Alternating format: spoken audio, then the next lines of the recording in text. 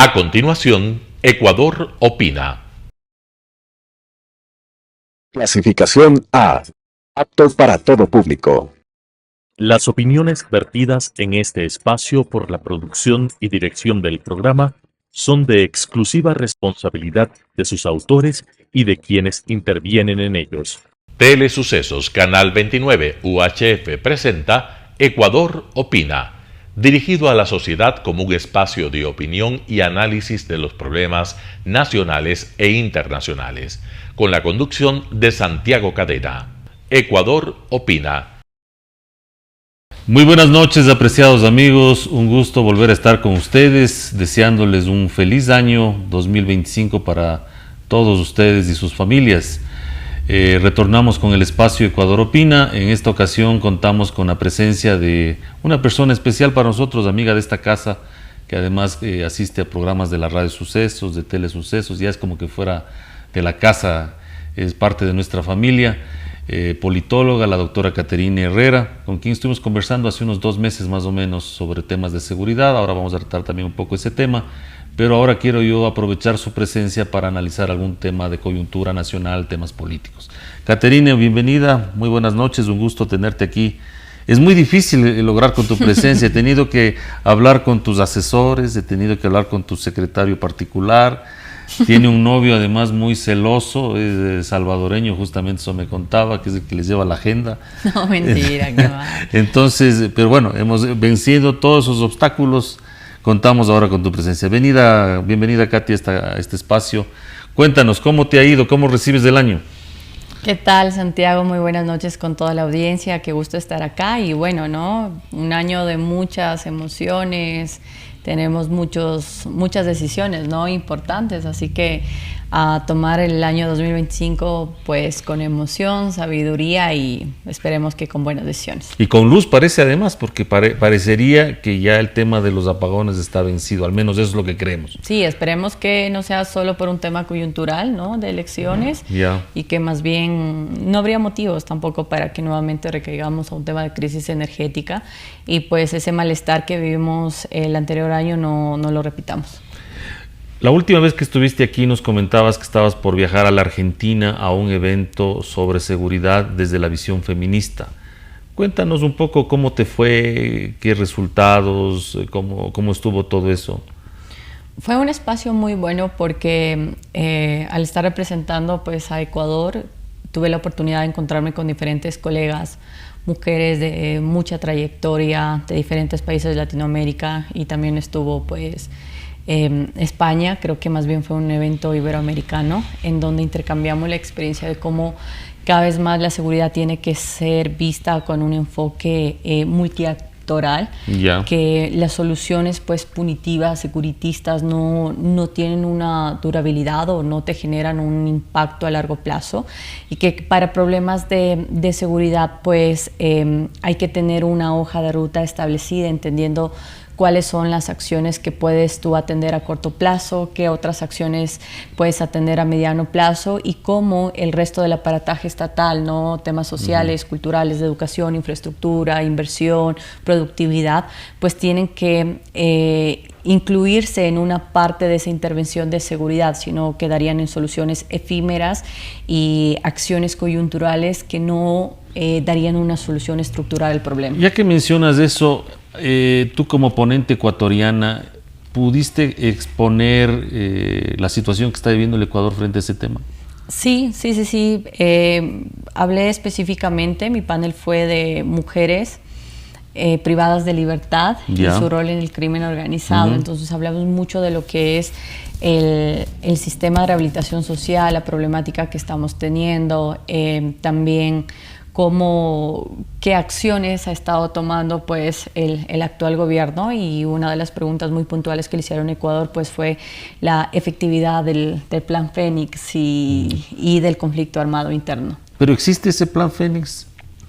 En la práctica pues, se ha demostrado que no hay una implementación del Plan Fénix, o sea, no hay una ejecución del mismo.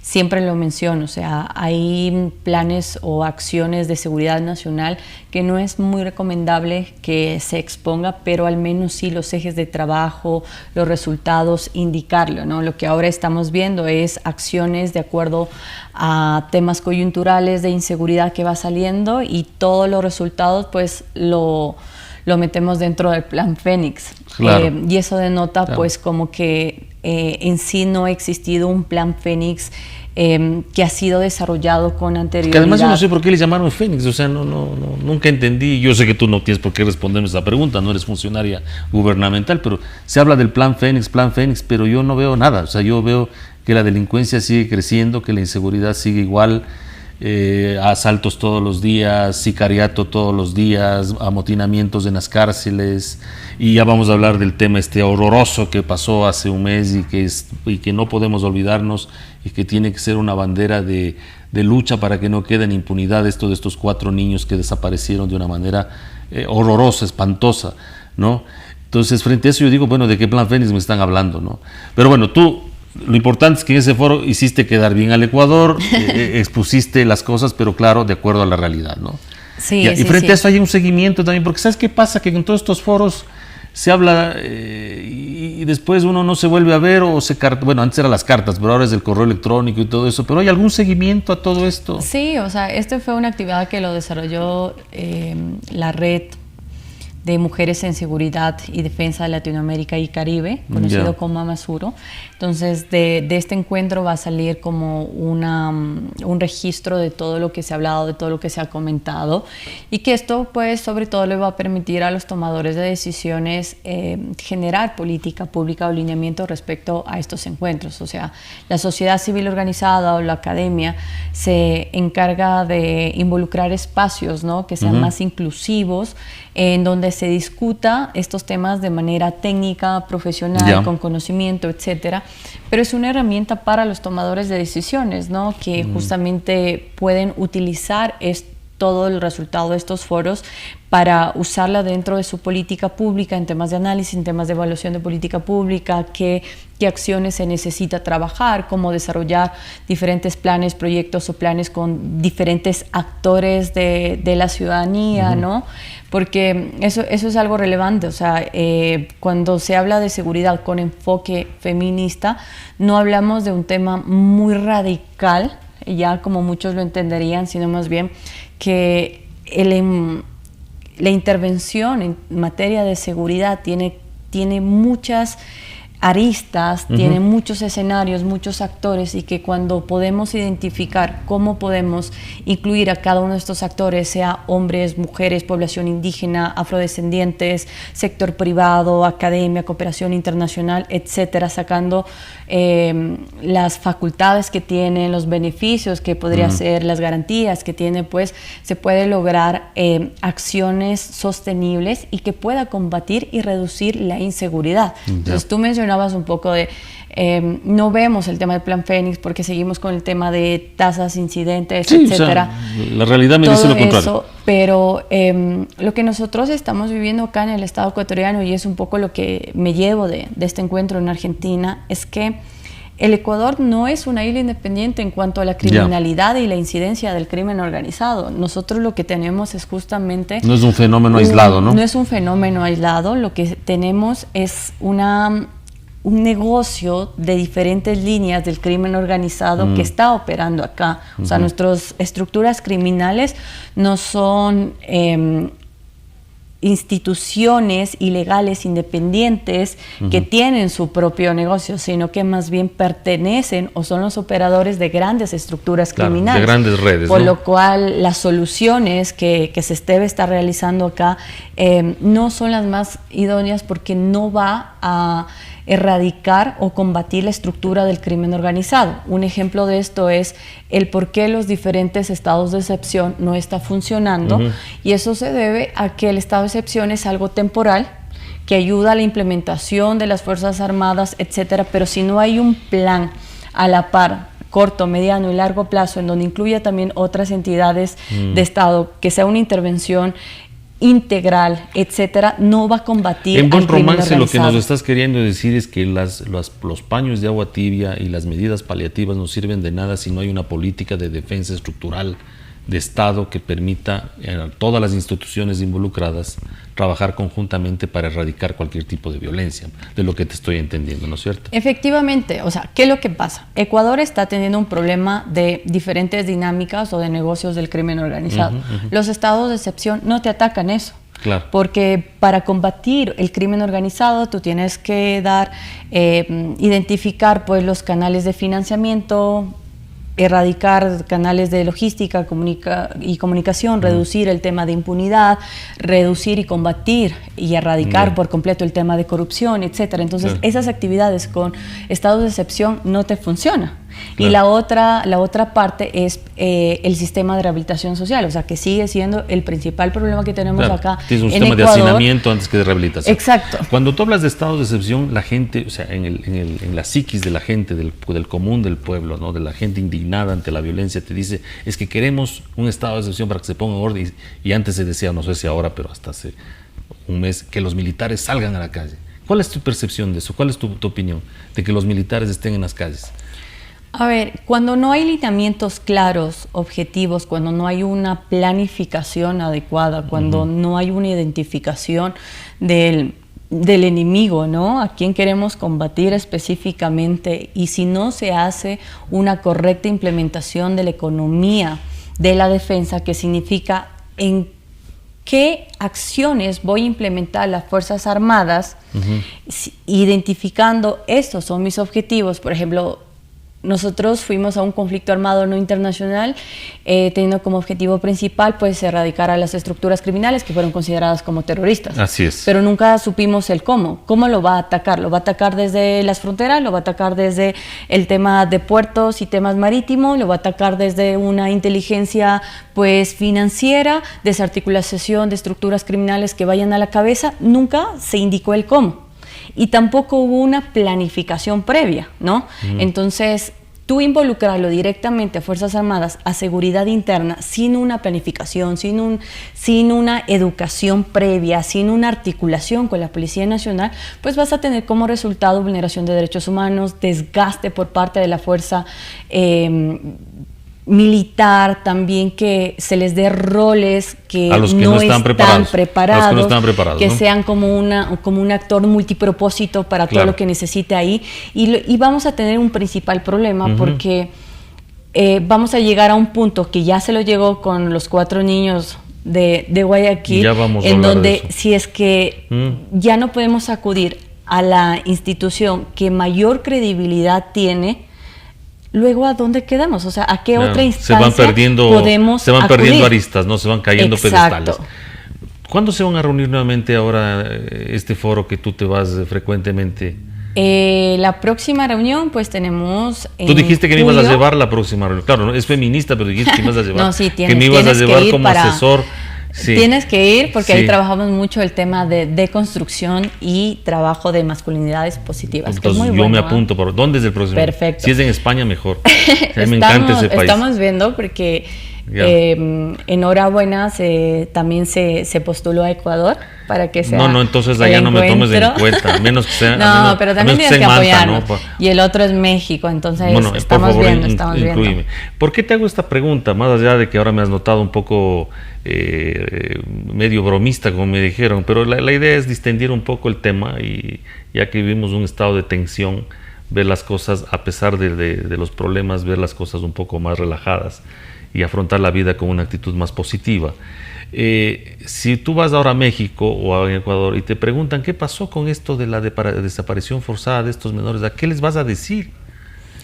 Existió muchos. ¿Tú crees que hubo una desaparición forzada? Sí, es una desaparición forzada. El ministro de Defensa dice que no. A ver, tenemos que hablar muy técnicamente, ¿no? Yeah. No caer en pero subjetividades. Para que entendamos. En subjetividades, sí. Exactamente. A mí háblame en cristiano, por favor, porque cuando me hablas muy técnicamente, como yo no soy abogado, yo no sé esas cosas. No, a ver, le vamos a poner muy sencillo. Exacto. Cuando hablamos de desaparición forzosa, diferentes instrumentos de las Naciones Unidas establecen que al menos hay 3 elementos que constituyen una desaparición forzosa. La primera, que se los hayan llevado en contra de la voluntad de los implicados, que en este caso fue punto de número esa 1. forma. Claro. 2, que intervenga cualquier entidad de Estado dentro de esta desaparición. Fuerzas Armadas. En este caso fue una de las entidades encargadas de la defensa del país, Fuerzas Armadas. ¿Cómo no? Y tercero, la negación por parte de el gobierno o del Estado en haber participado de manera directa o indirecta en esa desaparición. Entonces, en este tercer punto tenemos pues las diferentes ruedas de prensa que dieron los ministros, que dio el silencio también del propio presidente. Hasta ahora, ¿no? Luego la respuesta de los 2 ministros, etcétera, claro. En donde tú ves que en las 3 se constituye un elemento de desaparición forzada. ¿Ya? Y que aparte de eso, esa negativa para topar el tema no contribuyó pues para que exista una búsqueda de los menores apropiada, ágil y eficiente. Si es que no salía en los distintos medios de comunicación, etcétera, pues no tenía el alcance que hubiera tenido. Como hay muchas desapariciones que sé que están en el aire, ¿no? Y que ya se ha pasado y que por otra parte no se aplicó los protocolos correspondientes cuando existe desapariciones de menores de edad. Claro. Incluso tenemos como Estado ecuatoriano un comité de presuntas víctimas de desaparición o víctimas de desaparición del Estado ecuatoriano, en donde ahí está pues tanto Ministerio del Interior, Fiscalía, MIES, etcétera. Entonces, ¿tú formas parte de alguna organización aquí en el Ecuador sobre eso, sobre el tema que está relacionado a los congresos que tú asistes? Bueno, yo tengo mi fundación, Marcia Guerrón, que específicamente trabaja en temas de trata de personas y se focaliza en el reclutamiento de niños y adolescentes por parte de estructuras criminales o para conflicto armado. Yo te hago una invitación muy cordial, tómala tú si quieres, ¿no? Yo te he hecho varias propuestas, casi a todas me dices que no. Pero ahora te voy a decir en cámaras. ¿Qué van a pensar? En cámaras. Mira, ayer yo vi un reportaje en un canal de televisión que me desgarró el alma de la familia de estos 4 chicos que fueron arrestados injustamente, que fueron masacrados, asesinados y luego incinerados de una manera cobarde, ¿no? Esto no tiene nombre, parece una película de terror, ¿no? Que vivamos esto en pleno siglo XXI. Y uno de los clamores de una de las madres que ni siquiera podía hablar, que se ahogaba en llanto en los micrófonos, es que, claro, han perdido el sueño, tienen insomnio, están con problemas psiquiátricos, psicológicos, como es obvio, igual que el padre, ¿no? Yo creo que el Estado debería actuar ahí, por lo menos brindarles atención, salud mental a estas personas, ¿no? Si el Estado no lo hace, porque el Estado está ausente aquí desde hace mucho tiempo, fundaciones como las tuyas deberían tomar contacto, ¿no? O sea, yo te lanzo la invitación, la idea, o contactos que tengan, porque decían que no pueden acudir a un psicólogo o a un psiquiatra porque no tienen obviamente recursos, son gente extremadamente pobre, ¿no? Y nadie les ha parado bola, salvo la Comisión Interamericana de Derechos Humanos que está trabajando de la mano con ellos. Te lanzo esta idea porque todos estos grupos que tú mencionas, feministas y todo, que yo sé que tú haces un buen trabajo y te felicito, pero es hora de ponerse la camiseta y demostrar justamente la defensa de los derechos humanos y del tema de estos temas sociales ya con acciones, ¿no? Porque a mí me desgarró eso, ¿no? O sea, no, a mí vi eso y dije, Dios mío, ¿en qué sociedad es la que estamos viviendo en el día de hoy, ¿no? Y ustedes como jóvenes con mayor razón, ¿no? Con mayor razón, ahora que se habla del nuevo Ecuador, si este es el nuevo Ecuador, yo me quedo con el anterior, te digo con toda sinceridad, si este es el nuevo Ecuador, yo me quedo con el anterior, ¿no? Porque puede haber existido muchos problemas, pero no tanto como los que estamos viendo ahora, de incluso haber perdido un mínimo de solidaridad. En honor al tiempo, y tú me prometiste tú me decías, no hablemos mucho de política, pero estamos ya a las puertas de una elección, estamos a un mes de las elecciones. ¿Cómo ves el proceso electoral? O sea, bastante complicado en escenarios. O sea, me preocupa que los diferentes candidatos no se enfocan en cuanto a temas de propuestas, ¿no? Es lamentable que seguimos con los mismos temas prioritarios de las anteriores elecciones: crisis energética, desempleo y temas de seguridad. Estaría bien, pero no veo soluciones concretas, ¿no? No, yo no creo que debe estar bien, porque si ya fue tema de debate en las anteriores elecciones, se supone que elegimos un gobierno para que te dé solución de eso. Sí, pero y te va a ahora seguir ofreciendo lo mismo. nuevamente Claro. que sean los mismos temas que propongan, pues nos hace pensar como los ciudadanos debemos ser mucho más responsables de las autoridades que nosotros elegimos, ¿no? Así es.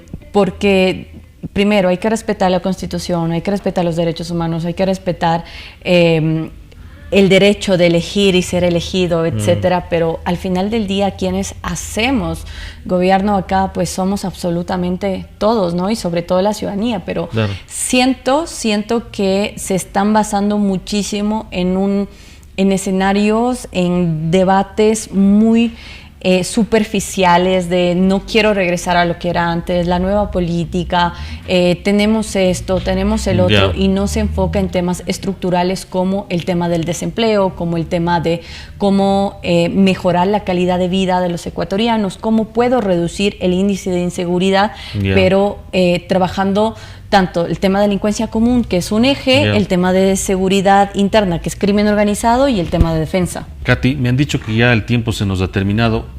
Solo en una palabra, si es que quieres me respondes, si no, no, ¿no? ¿Por quién vas a votar? Dicen que el voto es secreto, no quiero violar eso. Ya. No, la verdad no tengo aún definido, espero los debates. Espero a los debates ¿Estás tanto dentro de del conglomerado de vicepresidencia. indecisos? Sí, espero el debate de vicepresidencia y presidencia, pues para tomar una decisión. Yo ya tengo decidido mi voto. Sí. Por ti, ya. Qué lindo, muchísimas gracias por la invitación. Muchas gracias, Katy, gracias, queridos amigos, nos veremos en una próxima oportunidad, en este espacio Ecuador Opina. Una buena noche, muy amables, gracias. Las opiniones vertidas en este espacio por la producción y dirección del programa son de exclusiva responsabilidad de sus autores y de quienes intervienen en ellos. Telesucesos Canal 29 UHF presentó Ecuador Opina, dirigido a la sociedad como un espacio de opinión y análisis de los problemas nacionales e internacionales, con la conducción de Santiago Cadena. Ecuador Opina